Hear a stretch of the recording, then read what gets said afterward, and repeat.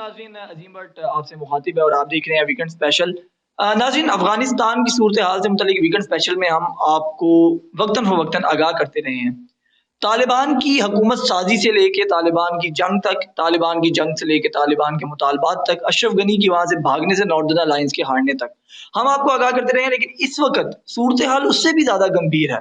हालाँकि ये तसव्वुर किया जा रहा था कि तालिबान की हुकूमत आते ही तालिबान अपने कहे गए मुतालबात और अपनी कही गई बातों पर अमल दरामद शुरू करेंगे और अफ़गानिस्तान के अंदर पुरअमन माहौल जो है, वो आ जाएगा। मगर बदकिस्मती से अभी तक मुकम्मल कंट्रोल होने के बावजूद, नॉर्दर्न अलायंस के हार जाने के बावजूद, पंजशीर को फ़तह करने के बावजूद, हालात इतने अच्छे नहीं जा रहे हैं कि जितने अवाम ने सोचे थे या बतौर एक पड़ोसी मुल्क के पाकिस्तान ने तसव्वुर किए थे। हालात क्या हैं, वो हम आपको आज बताएँगे। कुछ खुशी की नवीद भी है अफ़गानिस्तान में बसे लोगों के लिए, लेकिन बहुत से मामलात अभी जो है वो कॉन्स्पिरेसीज़ का जो है वो सामान बने हुए हैं। इंटरनेशनल लॉबीज़ जो हैं वो 2 मुख्तलिफ जो है वो राय के ऊपर काम कर रही हैं, जिसके तहत बहुत से एजेंडाज़ जो हैं वो लोगों तक पहुँचाए जा रहे हैं। वो एजेंडाज़ लॉबीज़ जो हैं वो तमाम लोगों को मालूम है। एक लॉबी भारत की लॉबी है, यानी कि अमेरिकन लॉबी है, अमेरिका की पनाह के ऊपर इस खित्ते के अंदर जो है वो हिंदुस्तान की लॉबी है, जो कि अफ़गानिस्तान की हुकूमत में चूँकि हिंदुस्तान का बड़ा असर रसूख रहा है, चाहे वो हामिद कारज़ाई की हुकूमत हो, चाहे वो अशरफ गनी की हुकूमत हो। लेकिन इस वक़्त जब भारत को ये नज़र आ रहा है कि इस खित्ते के तमाम ममालिक के जो ताल्लुकात हैं वो तालिबान के साथ बड़े अच्छे हैं, मगर भारत के जो मामलात हैं वो गंभीर होते नज़र आ रहे हैं। भारत ने एक बहुत बड़ा प्रोपेगेंडा 20 साल तक तालिबान के खिलाफ किया, लेकिन अब जब तालिबान जो है वो पूरे अफ़गानिस्तान को कैप्चर कर चुके हैं, तो एक तो हिंदुस्तान की इन्वेस्टमेंट जो है वहाँ से भी वो मार खा रहे हैं, दूसरा उनके ताल्लुकात तालिबान से बेहतर नहीं है, वो वहाँ से मार खा रहे हैं। वजूहात क्या हैं? वजूहात ये हैं कि इस वक़्त कंट्रोल इस पूरे खित्ते के अंदर पाकिस्तान का नज़र आता है। वो इस तरह से नज़र आता है कि दोहा अमन मुज़ाकरात में पाकिस्तान का बड़ा अहम किरदार रहा है, जिसको चीन भी तसव्वुर करता है, जिसको अफ़गानिस्तान भी तसव्वुर करता है, जिसको अफ़गानिस्तान में तालिबान भी तसव्वुर करते हैं, जिसमें रूस भी शामिल है, जिसमें दोहा भी और कतर वग़ैरह जो है वो शामिल है।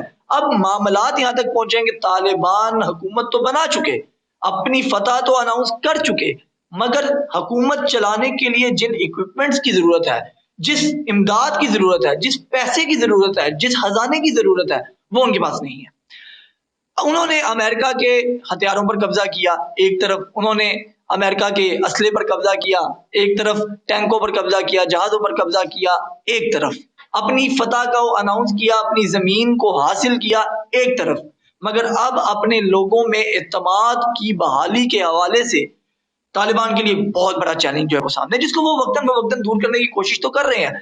लेकिन इंटरनेशनल लॉबी इतनी स्ट्रॉन्ग है कि वो ना तो उनको पनपने दे रही है वहाँ पर, ना उनका वो इमेज जो तालिबान दिखाना चाहते हैं, वो दिखा पा रहे हैं। और तालिबान की इसके अंदर भी बहुत सी प्रॉब्लम्स शामिल हैं, जिसके अंदर ख़वातीन के मामलात हैं, सहाफ़ियों के मामलात हैं और दीगर मामलात जो हैं वो शामिल हैं। अब एक चीज़ जो जिसके ऊपर आने वाले दिनों में मैं आपको एक ब्रेकिंग न्यूज़ के तौर पे बता रहा हूँ, मैं पेशन गोई आपके सामने कर रहा हूँ, वो ये है कि आने वाले दिनों में अफ़गानिस्तान की हुकूमत को तस्लीम करने के लिए बहुत से ममालिक, जिनके तालिबान के साथ ताल्लुकात अच्छे भी हैं, वो एक चीज़ की डिमांड करेंगे कि आपने हुकूमत बनाने से कबल ये अनाउंस किया था कि आपकी हुकूमत के अंदर जो है वो ख़वातीन की नशिस्तें शामिल होंगी, मगर एक भी खातून जो है वो कैबिनेट में शामिल नहीं है। वो क्यों शामिल नहीं है? जिसके अंदर रूस अपने खदशात जो है वो सबसे पहले दिखाएगा, दिखा भी चुका है और मज़ीद दिखाएगा।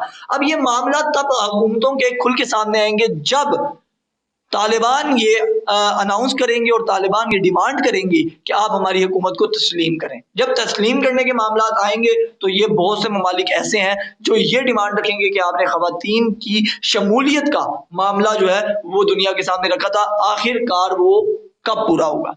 लेकिन अब कुछ अच्छाई की तरफ हम चलते हैं।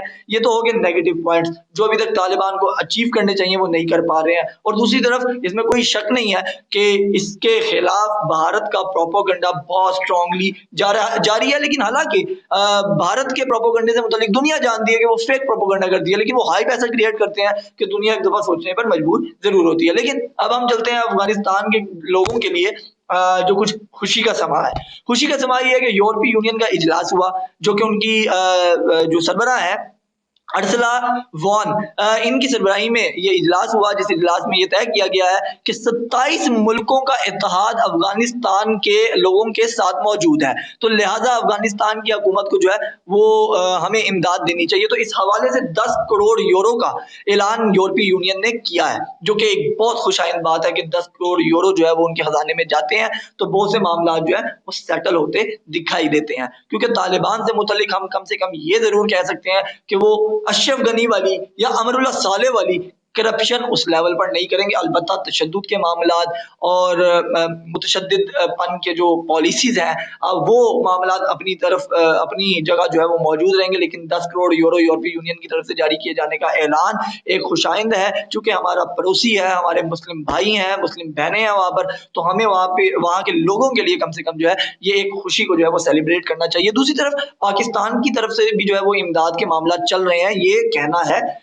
जो मौलवी मुत्तकी हैं जो कि वजीर खारजा हैं अफगानिस्तान के, उनका ये कहना है कि कतर की जानिब से और पाकिस्तान की जानिब से और उसके साथ साथ उज़्बेकिस्तान की जानिब से रिसेंटली जो है वो इमदाद की गई है अफगानिस्तान की। हालांकि उन्होंने उसकी तफसीलात नहीं बताई हैं और पाकिस्तान की तरफ से भी इसका कोई बाकायदा तौर पे वाज़ेह तौर के ऊपर जो है वो मामला नजर नहीं आया कि पाकिस्तान ने क्या इमदाद की है या करने का क्या ऐलान किया है। लेकिन बहरहाल $1.5 करोड़ का ऐलान बीजिंग की तरफ से यानी कि चाइना की तरफ से जो है वो कोरोना वैक्सीन के हवाले से और इंसानी मामलात के हवाले से जो है वो अफगानिस्तान को देने के बाद जो है वो चल रही है। सफीर से मुलाकात हुई है उनकी और इस हवाले से भी जो है वो मामला जो है वो ज़ेरे गौर हैं। लेकिन अब बहरहाल पाकिस्तान पर डबल प्रेशर जो है वो इस वजह से आ जाता है कि चूंकि हम जाए का चाइनीज ब्लॉक का हिस्सा है, रशियन ब्लॉक का हिस्सा है या अमेरिकन ब्लॉक का हिस्सा है। हम अमेरिका को अगर क्विट भी कर रहे हैं तो हमें अमेरिका को क्विट करते करते बहुत टाइम चाहिए। अभी हमारे कर्जों के मामला है, हमारे दीगर मामला है, हमारे सिफारती मामला है।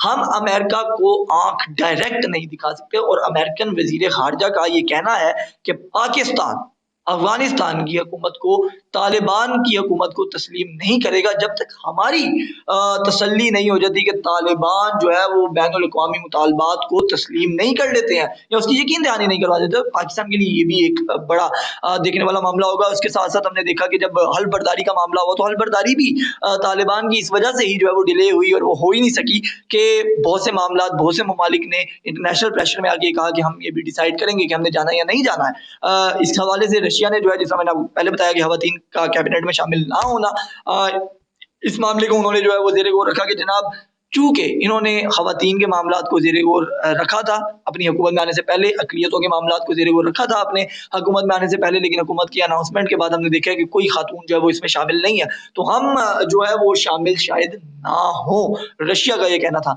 तो उसके साथ साथ अगर हम अपने वजीर खारजा शाह महमूद कुरैशी साहब की बात करें तो उनसे जब सवाल किया गया सहाफ़ी की जानिब से तो उन्होंने कहा कि अभी तक तो हमें इन्विटेशन ही नहीं मिला, इन्विटेशन मिलेगा तो उसके बाद हम डिसाइड करेंगे। तो ये कुछ चीज़ें हैं। अलबत्ता पाकिस्तान की जो बॉर्डर्स की सूरत हाल है वो काफ़ी हद तक हम देख रहे हैं कि वो क्लियर होती नज़र आ रही है। हमने तूरखम बॉर्डर जो कि सेकंड बड़ी क्रॉसिंग है अफगानिस्तान और पाकिस्तान के माबैन, उसके खोलने का हमने देखा कि पैदल सफ़र करने वालों के लिए जो है वो तूरखम बॉर्डर जो है वो खोला गया है और वहाँ पर ताकि तिजारत के लिए मामला जो है वो हो सकें, अगर कोई महाजिरीन के मामला हैं वो हो सकें। तो ये एक खुशाइन बात है कि अफगानिस्तान के साथ हमारे मामला जो है वो सेटल्ड है। अब आने वाले दिनों में खवातीन कैबिनेट में शामिल होंगी या नहीं होंगी, कौन से ममालिक हैं जो कि तस्लीम करेंगे या नहीं करेंगे। अब जितने ममालिक इनको तस्लीम करेंगे वो ये वजह हो सकती है कि चाइना जैसी सुपर पावर का कंट्रोल इनके पीछे है, चाइना इनको तस्लीम कर रहा है। अब चाइना की देखिए देखी कितने लोग तस्लीम करते हैं ये आने वाला वक्त बताएगा, लेकिन खवातीन का और अक़लियतों का मामला बहुत संजीदगी से आने वाले दिनों में ज़ेरे गौर आएगा। बहुत से तालिबान के हामी समझे जाने वाले ममालिक उनकी हुकूमत को तस्लीम करने से पहले ये मुतालबा रखेंगे। ये हम आपको ब्रेकिंग न्यूज़ देके जा रहे हैं। फिलहाल के लिए इतना ही। अज़ीम भट्ट को इजाज़त दीजिए वीकेंड स्पेशल से और मिलेंगे इंशाल्लाह अगले प्रोग्राम में। खुदा हाफ़िज़।